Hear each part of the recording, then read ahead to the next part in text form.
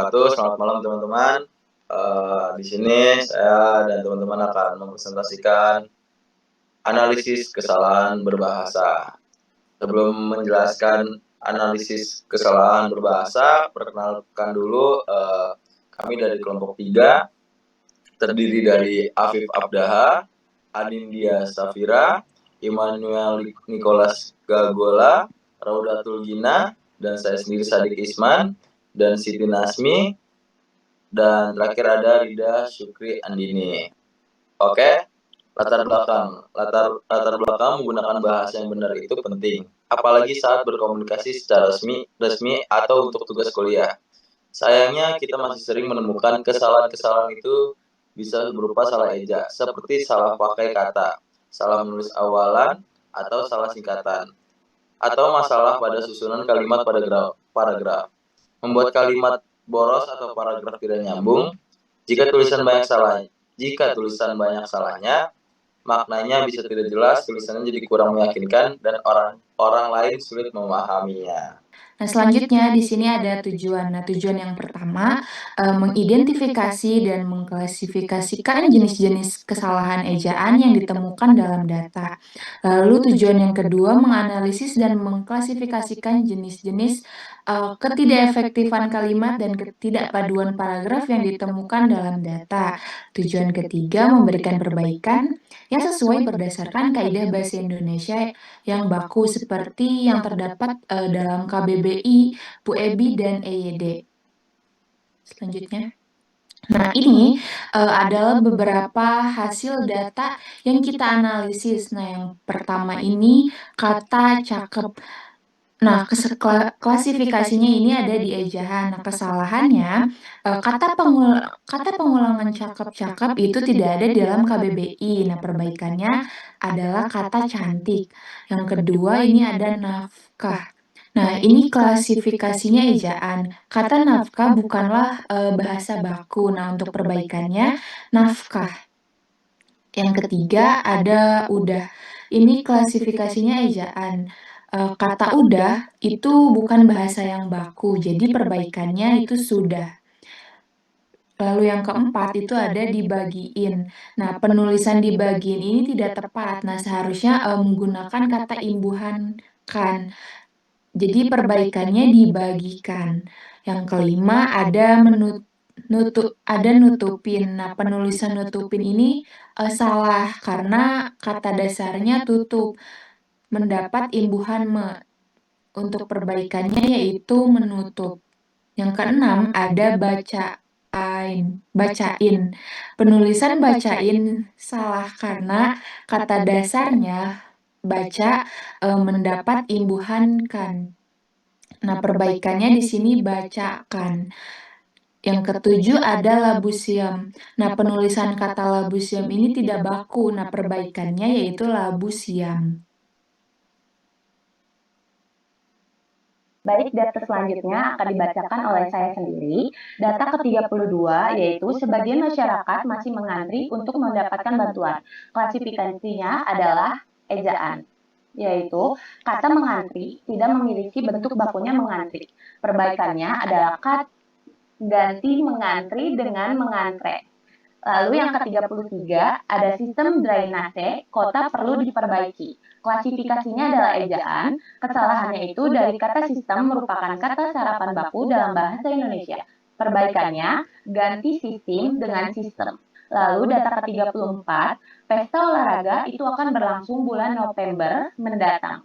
Klasifikasinya adalah ejaan, kesalahannya itu ada nama bulan yang baku adalah November. Perbaikannya, ganti November dengan November.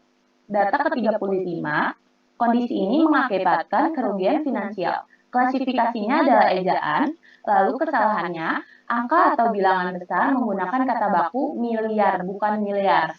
Perbaikannya, ganti sekian miliar dengan sekian miliar.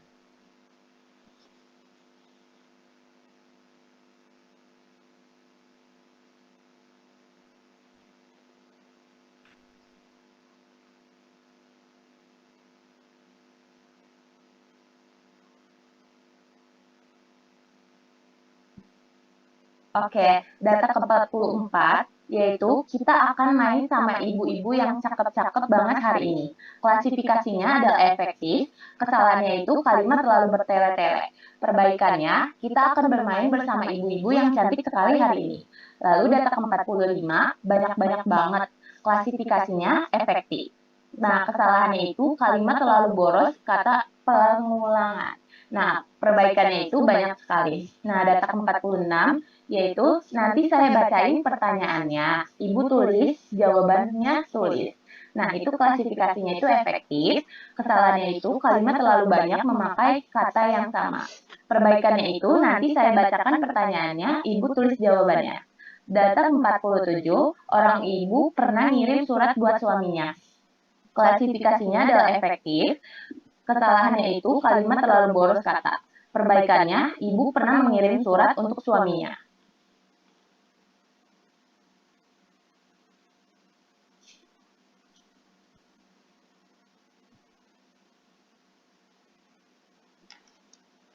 Selanjutnya dibacakan oleh saya sendiri. Datanya beserta data untuk mengikuti pelatihan agar supaya dapat meningkatkan kemampuan. Klasifikasinya kalimat efektif, kesalahannya merasa agar supaya mubazir pilih salah satu. Perbaikannya mengikuti pelatihan agar dapat meningkatkan kemampuan. Data selanjutnya, banyak sekali para ibu-ibu peserta Sandra 7 yang merasa gembira dan juga senang setelah mendapatkan hadiah dan uang tunai dari acara tersebut. Klasifikasinya kalimat efektif, kesalahannya menggunakan frasa banyak sekali para ibu-ibu bersifat mubazir dan banyak sekali dan para sudah menunjukkan makna jamak dan ibu-ibu sendiri sudah jamak. Perbaikannya, gembira dan juga senang memiliki makna yang sama. Selanjutnya, data selanjutnya, jenazah kedua korban langsung dievakuasi ke RSUD Tegal untuk penanganan lebih lanjut. Klasifikasinya kalimat tidak efektif, kesalahannya menggunakan data yang memiliki makna hampir sama kedua korban dan rasa penanganan lebih lanjut yang boros kata. Perbaikannya, dua jenazah korban langsung dievakuasi ke RSUD Tegal untuk penanganan. Selanjutnya, hal itu menyulitkan tim SAR menerjunkan perahu karet untuk menyisir sungai. Klasifikasinya kalimat tidak efektif, kesalahannya kalimat aktif yang kurang tegas karena menggunakan kata hal itu sebagai subjek awal. Perbaikannya, kondisi tersebut menyulitkan tim SAR menerjunkan perahu karet untuk menyisir sungai. Mengganti hal itu dengan kondisi.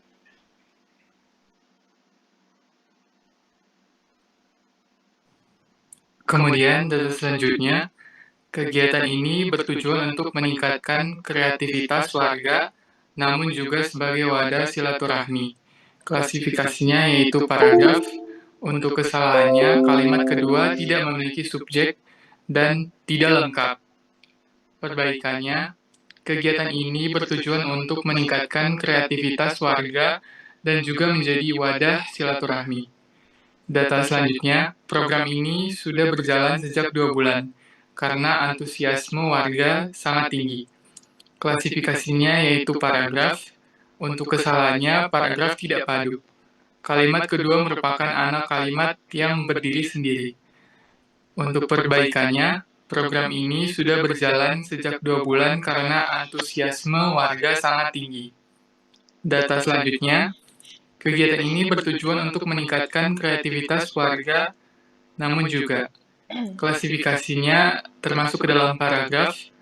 Kemudian untuk kesalahannya, kalimat kedua tidak memiliki subjek dan tidak lengkap. Untuk perbaikannya, kegiatan ini bertujuan untuk meningkatkan kreativitas warga, dan juga menjadi. Kemudian untuk data selanjutnya, program penanaman pohon bertujuan untuk penghijauan. Kami telah melaksanakan program ini selama 5 tahun berturut-turut. Selain itu, program ini juga mampu mengurangi polusi udara. Klasifikasinya termasuk ke dalam paragraf. Untuk kesalahannya, kalimat 2 merupakan kalimat yang berdiri sendiri dan tidak mendukung ide pokok paragraf, atau tidak kohesif. Untuk perbaikannya, kalimat 2 harus dihapus karena tidak relevan dengan ide pokok. Data selanjutnya, kegiatan ini tidak hanya sebagai tempat menabung, tetapi juga ajang bersilaturahmi. Klasifikasinya termasuk ke dalam paragraf. Untuk kesalahannya, kalimat kedua tidak bisa tersendiri karena diawali tetapi. Untuk perbaikannya, kegiatan ini tidak hanya sebagai tempat menabung, tetapi juga ajang bersilaturahmi. Kemudian di sini ada analisis kesalahan dari data yang sebelumnya sudah dipaparkan. Yang pertama, penulisan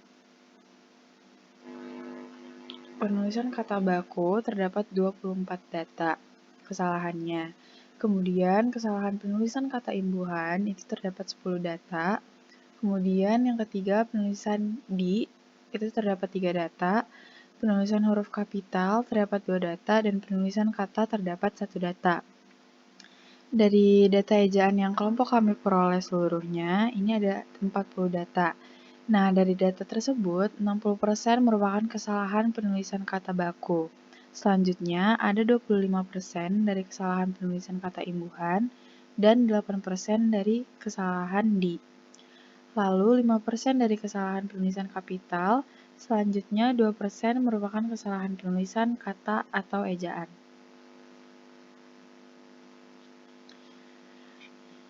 Kesimpulan dari data, berdasarkan analisis data ditemukan bahwa kesalahan kebahasaan yang dominan adalah kesalahan ejaan, terutama penggunaan kata tidak baku dan penulisan imbuhan atau preposisi. Dan kesalahan kalimat tidak efektif atau didominasi oleh pleonasme atau pemborosan kata. Kesalahan paragraf tidak padu umumnya terjadi karena pemisahan anak kalimat atau kalimat yang tidak memiliki subjek yang jelas. Kesalahan-kesalahan ini mengindikasikan perlunya peningkatan kesadaran dalam penggunaan kaidah kebahasaan yang baku.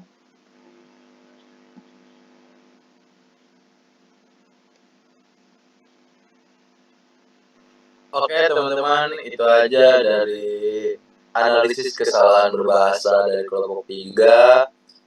Sekian, selebihnya mohon maaf kalau salah kata atau memang sekiranya kurang sempurna dari kelompok 3. Sekian, wassalamualaikum warahmatullahi wabarakatuh.